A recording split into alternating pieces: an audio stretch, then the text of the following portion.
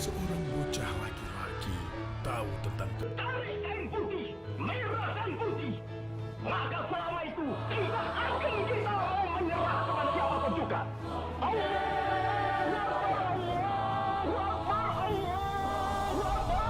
Merdeka!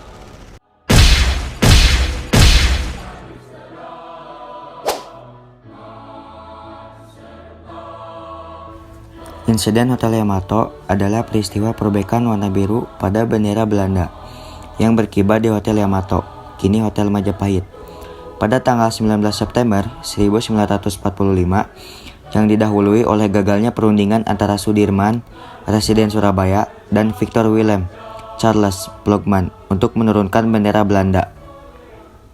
Setelah proklamasi kemerdekaan Indonesia dan dikeluarkannya maklumat pemerintahan Soekarno tanggal 31 Agustus 1945 yang menetapkan bahwa mulai 1 September 1945 bendera nasional sang merah putih dikibarkan terus di seluruh wilayah Indonesia. Gerakan pengibaran bendera tersebut makin meluas ke segenap pelosok kota Surabaya. Di berbagai tempat strategis dan tempat-tempat lainnya, bendera Indonesia dikibarkan. Antara lain di teras atas gedung kantor Karesidenan, kantor Siu Cokan, gedung gubernur sekarang, Jalan Pahlawan, yang terletak di muka gedung Kempeitai, sekarang Tugu Pahlawan. Di atas gedung Internatio, disusul barisan pemuda dari segala penjuru Surabaya yang membawa bendera Indonesia datang ke Tambak Sari, lapangan Stadion Gelora 10 November, untuk menghadiri rapat raksasa yang diselenggarakan oleh barisan pemuda Surabaya.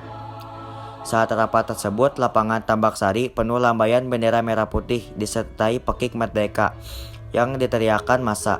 Pihak Kempeitai yang telah melarang diadakannya rapat tersebut tidak dapat menghentikan dan membubarkan massa rakyat Surabaya tersebut. Klimaks gerakan pengibaran bendera di Surabaya kemudian terjadi pada insiden perobekan bendera di Hotel Yamato, sekarang bernama Hotel Majapahit, di Jalan Tunjungan nomor 65 Surabaya. Awalnya Jepang dan Indo-Belanda yang sudah keluar dari interniran menyusun suatu organisasi, Komite Kontak Sosial, yang mendapat bantuan penuh dari Jepang. Terbentuknya komite ini disponsori oleh Palang Merah Internasional. Namun berlindung di balik Palang Merah, mereka melakukan kegiatan politik. Mereka mencoba mengambil alih gudang-gudang dan beberapa tempat telah mereka duduki, seperti Hotel Yamato. Pada 18 September 1945, datanglah di Surabaya opsir-opsir sekutu dan Belanda dari AFNEI, Allied Force Netherlands East Indies, bersama-sama dengan rombongan Palang Merah dari Jakarta.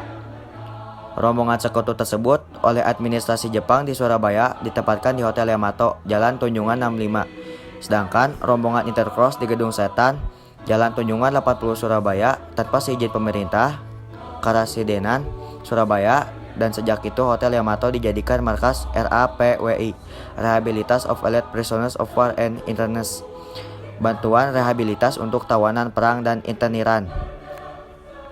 Sekelompok orang Belanda di bawah pimpinan W.V.C. Blokman pada malam hari tanggal 19 September 1945, tepatnya pukul 21.00, mengibarkan bendera Belanda merah putih biru tanpa persetujuan pemerintah Indonesia daerah Surabaya di tiang pada tingkat teratas Hotel Yamato, sisi sebelah utara. Keesokan harinya, para pemuda Surabaya melihatnya dan menjadi marah karena mereka menganggap Belanda telah menghina kedaulatan Indonesia, hendak mengembalikan kekuasaan kembali di Indonesia, dan melecehkan gerakan pengibaran bendera merah putih yang sedang berlangsung di Surabaya.